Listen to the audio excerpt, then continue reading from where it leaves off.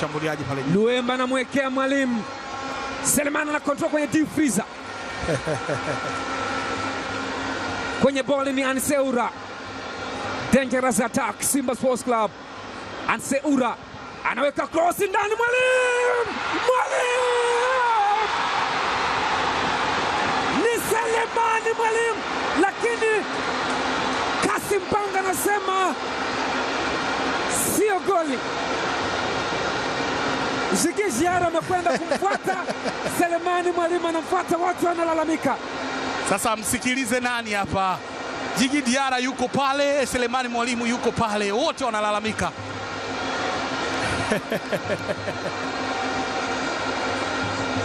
Selemani Mpanga amenyanyua shuka lake. Steve Barker ana muda wa kubishana.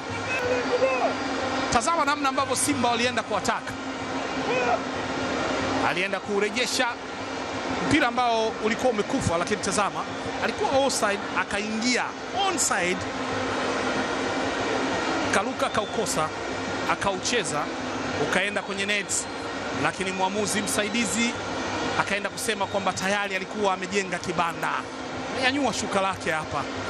Benchi la Simba limenyanyuka na kwenda kumuuliza nini kimetokea.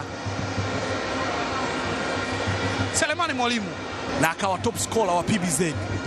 Hii ni pasi ambayo ilitengenezwa kwake kwenye mpira mmoja ukaokolewa. Hapa ndipo ambapo Yanga walikuwa wanasema ameshika mpira. Lakini tazama kwenye mpira huu wa marejeo, hapa alizidi kabla mpira hujatoka.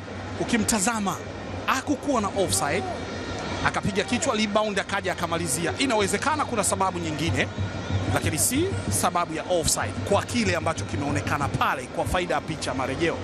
Lakini mpira wa kwanza ambao Djigui Diarra ulimfanya aende kwa referee kulalamika ni namna ambavyo aliuua mpira kwenye kifua kwa mara ya kwanza, kwamba alizuia na mkono. Ndicho ambacho walikuwa wanalalamika Djigui Diarra kwa sababu